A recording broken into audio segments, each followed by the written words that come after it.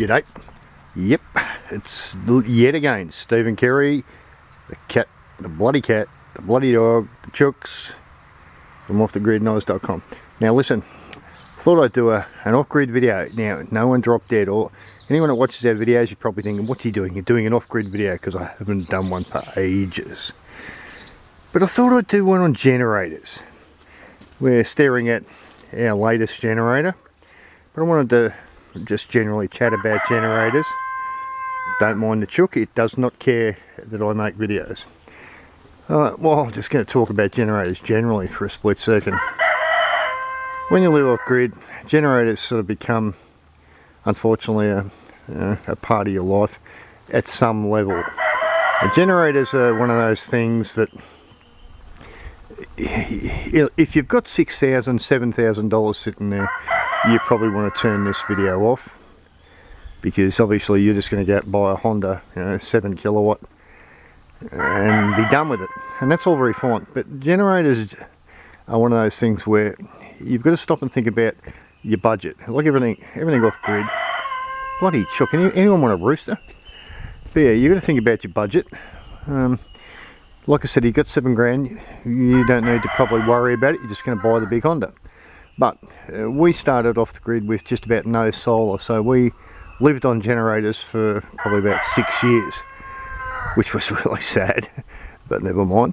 But what we decided to do is we bought out of the budgets we had as we went through the years. In other words, we didn't have the 7,000 for the big Honda to start with, so we were buying small Chinese generators. And some people would say that's really stupid, and well, it could be really stupid, I suppose. But the little Honda generators did the job, and because of the budget we had at hand, we were able to sort of get by. And when a generator died after 2 years, well, the $800-900 we spent, if you still work it out, 2 years from a generator at $800-900, you can buy about 8 of them for the price of a Honda. So that's 16 years worth of generators if you want to work it out, because you'd be able to buy about 8 of the Chinese ones. So, and I'm not suggesting you do that, by the way, but that's the sort of thinking that you might want to try and get your head around. You sort of got to weigh it up, you know. We, on our little generators, 3 kilowatt generator, we couldn't actually run the house and charge the batteries. We had to do one or the other, which was a bit limiting, so you've got to accept the limitations of running small generators. But like anything, when you're only spending a few bucks and you're setting up, you're going to have limitations. Now, what we found is that over the years, we've slowly increased. On this last property, this is a second property that some of you might know. We had another property before this up the front. This property actually has VAP cooling and all that sort of stuff. And what I was doing was, I was only actually able to run the generator to charge the batteries. I wasn't able to run the cooling off it at the same time, because it was only a 3 kilowatt generator. So your generator is going to have these limits where you might have 240. Someone's really got to shoot that rooster. But yeah, if you're going to run an aircon and try to charge batteries and then expect to run a 240 volt pump all off a little 3 kVA Chinese generator, you're probably kidding yourself. They will just trip out and blow fuses, and just generally, they just generally don't like that very much. So yeah, we've sort of gone from using generators primarily to survive off to generators to charge our batteries up. And this is over 14-15 years, I might add. And so we've got to the point where just recently, that when I was in the first shot, we're still, garden's still, it's not too bad. Weather, the summer's really knocked a lot of the garden around. It's all looking pretty good. Not bad for a Saturday morning either. I bought a new flag too. That's another story. I'm still doing the bee room, you see. Still got the brew going. Yes, we still brew and all that sort of stuff. But I digress.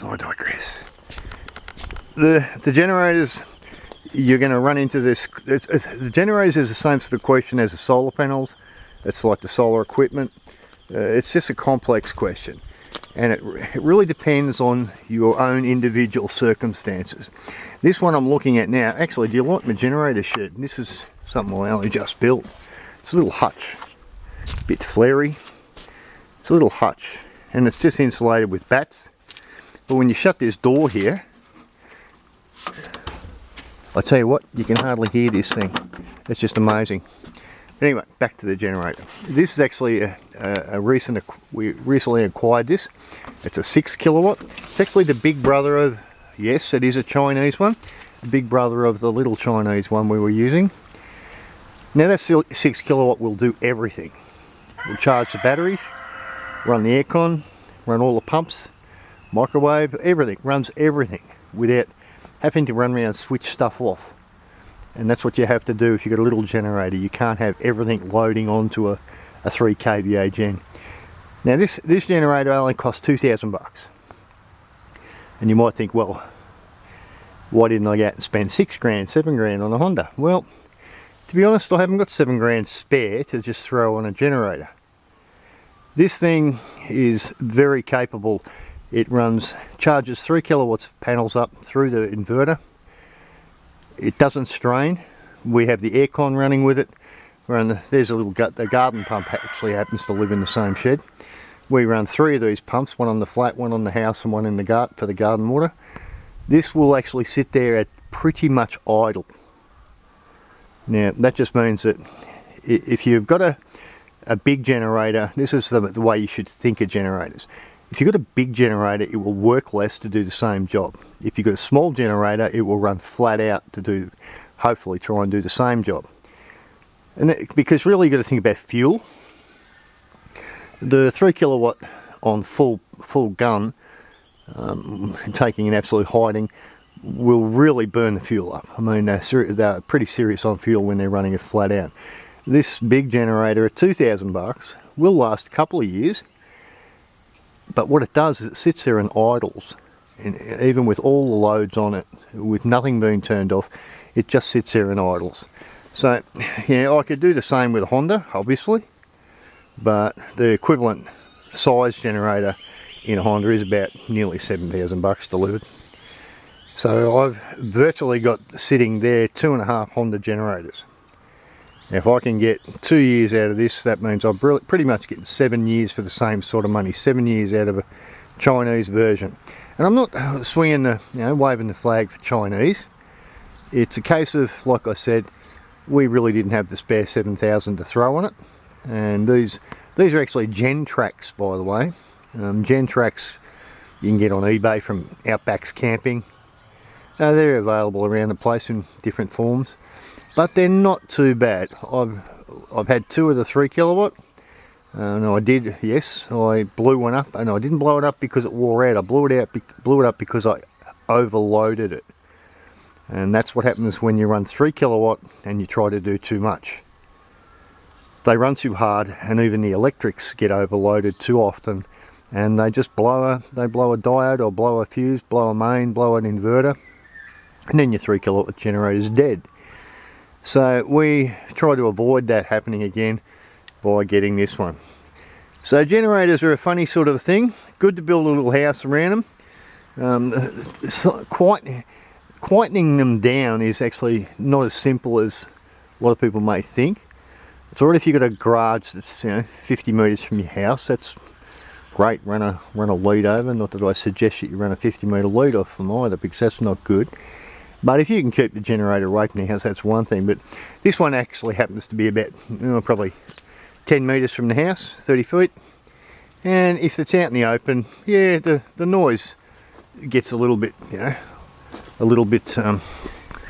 on you, grinds on you in the evening, especially if you're doing a battery charge up in the evening.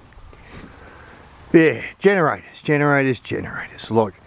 It's like the big question about solar and what size, how much do you need, how much can you afford. So we have gone the whole road, and we've gone from living off generators completely to not relying on them these days, but still use them for backup.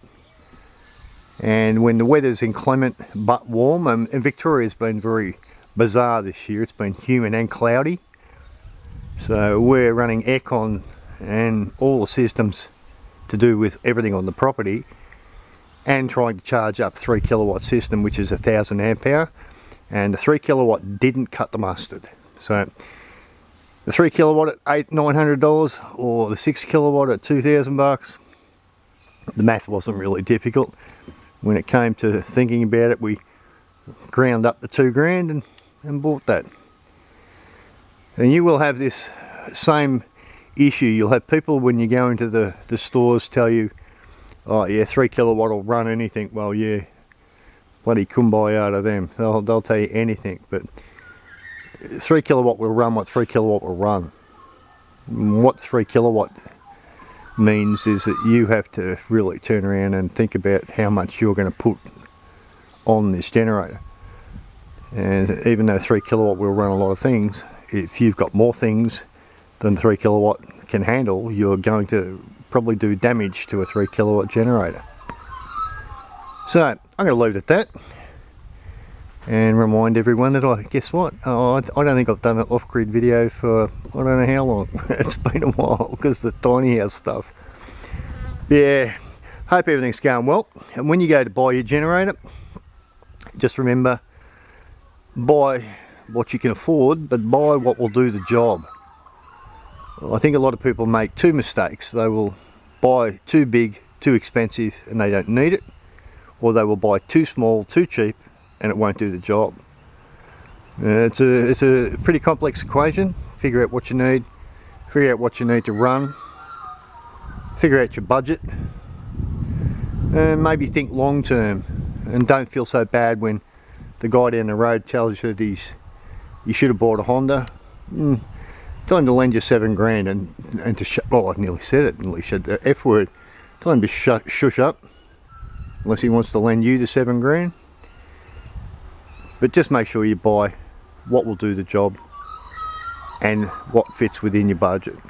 And don't be all bent out of shape if it does die. If you buy Chinese and it dies in 2 years, you grab another one within your budget. And if you do the math, at the end of 7 or 8 years, you'll probably have a brand new Chinese generator there, and you won't have spent any more than the very expensive Honda. And that's not the shit can Honda. If you got the $7,000, I'd go out and buy it straight away. So anyway, that's generators. That's my take on generators. They are a component that you might take lightly because you think they're just a generator, but what they are is an ongoing weekly fuel bill. And that doesn't even sound much when you say it quickly, but you work out 20 litres of fuel every week, 50 weeks, a couple of years. Do the math. You know what fuel's worth these days? Fuel consumption is a consideration, so buy bigger and run the generator slower, or a generator that will take it easy, and it will run really economically. That 6 kilowatt I just showed you just sits there and idles. And I was just fortunate enough to be able to afford the 6 kilowatt at $2,000. But now its fuel consumption is, look, when it runs on full, that thing will actually guzzle 18 litres in about 5 hours. But when it's running at idle, it'll probably run 10 hours. And that halves your fuel bill. So there's a good clue. Buy bigger, run slower, costs less. Buy smaller, run harder, blows up quicker, and uses far more fuel.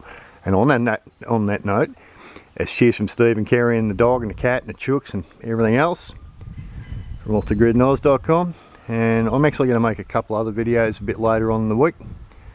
Just a bit of a couple of topics I want to touch on. And I'll leave it at that. Have a good one, guys. Hope the bug doesn't get you. One of my favourite lines. People think I'm talking about catching the bug when I say hope the bug doesn't get you. The bug's not the problem. What it's done to the world is the problem. The world we live in is a world full of bugs, and it has nothing to do with catching the flu. We all live in a very strange place now, and all the rules and regulations and all the bullshit that's travelling along with it is the bug. That's what has the main effect. It causes job losses, causes family breakdowns, causes all manner of things. So I hope you haven't caught the bug, so to speak. And it's cheers from me. We'll leave it at that. Have a good one, guys.